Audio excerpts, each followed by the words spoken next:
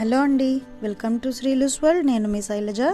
ఇవాళ చెక్కవడలు ఎలా తయారు చేసుకోవాలో నేను మీకు చూపిస్తున్నాను. చాలా క్రంచీగా, టేస్టీగా, స్పైసీగా ఇలా ట్రై చేస్తే చాలా బాగా వస్తాయి. దీనికోసం ముందుగా ఒక స్టీల్ బౌల్లో ఒక పావు కిలో వరకు వరిపిండిని తీసుకుంటున్నాను.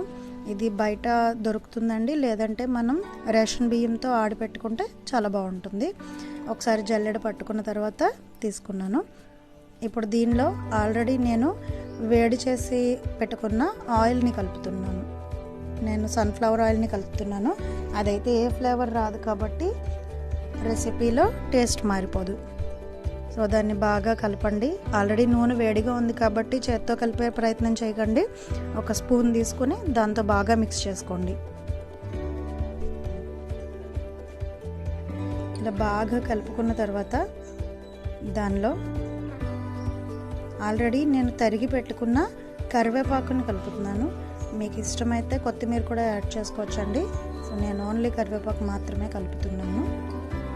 అలాగే మెత్తగా దంచి పెట్టుకున్న అల్లం పచ్చిమిర్చి పేస్ట్ కచ్చాపచ్చాగా దంపుకోండి. అప్పుడే నోట్లో తగులుతూ బాగుంటుంది రుచికి. 2 గంటలు నానబెట్టుకున్న శనగపప్పు, సగ్గు బియ్యం ఒక 2 గంటల ముందు నానబెట్టుకుంటే సరిపోతుందండి. అవి కూడా ఈ పిండిలో మిక్స్ చేసేసుకొని రుచికి సరిపడా ఉప్పు నేను 1 టేబుల్ స్పూన్ తీసుకున్నాను. మీకు ఇంకా తక్కువ తినే వాళ్ళు అయితే తక్కువ వేసుకోండి, ఎక్కువ కావాలనుకున్న వాళ్ళు ఎక్కువ వేసుకోండి. బట్ టేబుల్ స్పూన్ వేసుకుంటే సరిపోతుంది. నేను చెప్పే క్వాంటిటీస్ అన్నీ కూడా పావు కిలో వరిపిండికి సరిపడేవండి.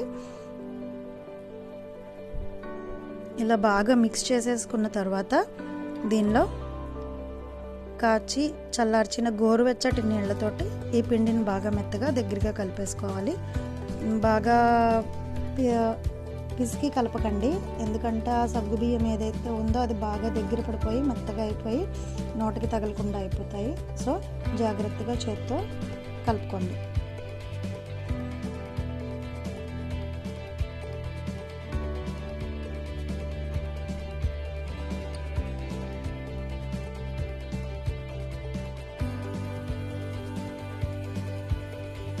అది కలిపిన తర్వాత చేత్తో ఉండ చేస్తే ఉండ నిలబడాలి.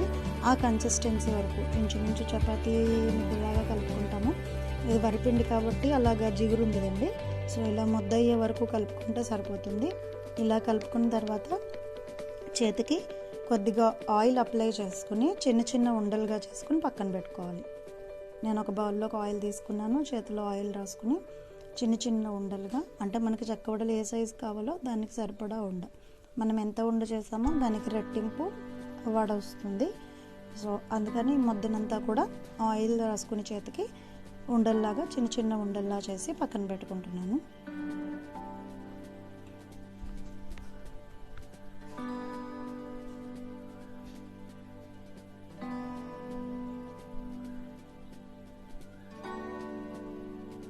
ఇగో ఇలా ఉండలు అయిపోయిన తర్వాత ఇప్పుడు వీటిని వడలుగా ఎలా చేసుకోవాలో చూపిస్తాను.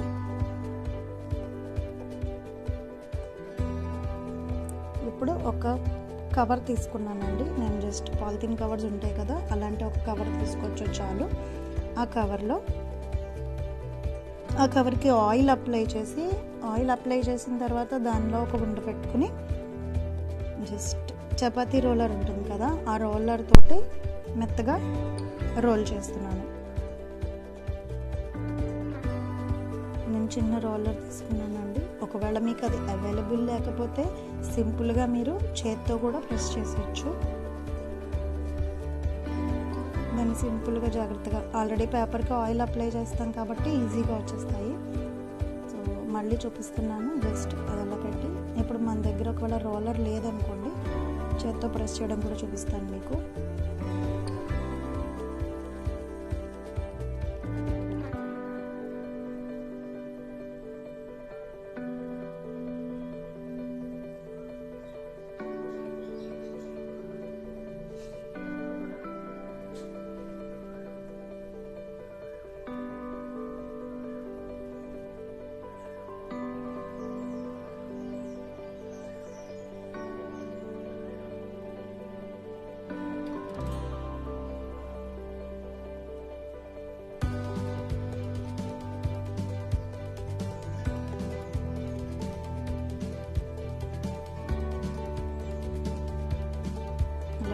ప్లేస్ చేసి మెల్లగా ఒత్తుతూ గుండ్రంగా మీకు కావాల్సిన సైజు వరకు పల్చగా వాటిని ఒత్తుకోవాలి. మధ్యలో పల్చగా చుట్టూ గట్టిగా చేసినా కూడా చెక్కలు రుచిగా రావండి. సో అన్ని వైపులా కూడా ఈక్వల్గా ఉండేలాగా వేయించుకోండి. సో ఇప్పుడు వీటిని జాగ్రత్తగా తీసుకుని బాగా వేడెక్కిన నూనెలో మీడియం ఫ్లేమ్లో వేయించుకోవాలి. నూనె బాగా వేడెక్కితే మాత్రమే ఇవి వస్తాయండి. నూనె కొద్దిగా వేగితే మాత్రం మీకు చెక్కవడలు అన్నవి సరిగా రావు. మీడియం ఫ్లేమ్లో పెట్టుకుని మాత్రమే వేయించుకోండి. ఎక్కువ ఫ్లేమ్ పెట్టకండి, తక్కువ ఫ్లేమ్ పెట్టకండి. అలాగే ఇంకొక చిన్న టిప్ ఏంటంటే ఒక్కసారిగా ఎక్కువ వడల్ని మాత్రం ఒత్తేసుకొని పక్కన పెట్టుకోకండి. ఎందుకంటే బియ్యం పిండి కదా, కొద్దిగా ఆరేయంటే ఎక్కడికక్కడ ముక్కలు విడిపోతాయి. సో అందుకని మీరు కొంచెం కావాల్సినవి చేసుకుని అవి డీప్ ఫ్రైలో యాడ్ చేసిన తర్వాత మళ్ళీ ఒత్తుకోండి. సో అది గోల్డెన్ బ్రౌన్ కలర్ వచ్చింది కదా, సో ఇలా వచ్చే వరకు ఫ్రై చేసుకొని వీటిని తీసి పక్కన పెట్టుకుంటున్నాను. మనకి ఫొటోస్లో చూపించినట్టు మరీ ఎల్లోయిష్గా తీసుకుంటే లోపల పచ్చి పచ్చిగా ఉంటాయండి. సో అందుకని నేను కొద్దిగా ఎక్కువ వేపు వచ్చే వరకు ఉంచుతున్నాను వీటిని.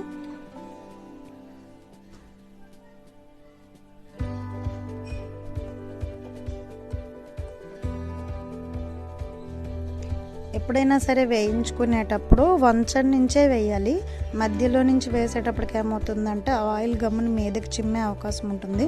సో అంచుల వెంపడి వేస్తే అవి ఈజీగా లోపలికి వెళ్ళిపోయి ఫ్రై అవుతాయి.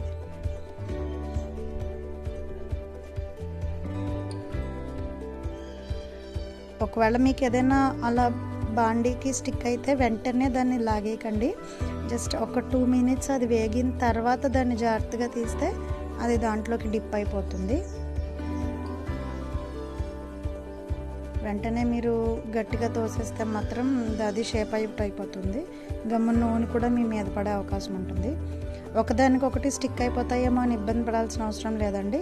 అవి మధ్యలోకి చేరిపోయినా కూడా దేనికి అది స్టిక్ అవ్వదు, విడివిడిగా వచ్చేస్తాయి. సో ఇలా గోల్డెన్ బ్రౌన్ కలర్ రాగానే వాటిని తీసి పక్కన పెట్టేసుకుంటే వేడివేడిగా క్రిస్పీ అండ్ టేస్టీ చెక్కవడలు రెడీ అయిపోతాయి.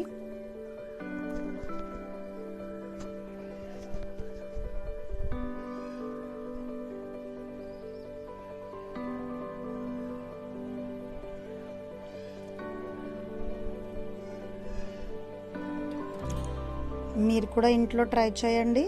క్రిస్పీ అండ్ టేస్టీ చెక్కవడలు ట్రై చేసిన తర్వాత ఎలా వచ్చాయో నాకు కామెంట్ బాక్స్లో రాసి పంపించండి. మీకు కనుక నా వీడియో నచ్చితే సబ్స్క్రైబ్ చేయండి, షేర్ చేయండి, కామెంట్ చేయండి.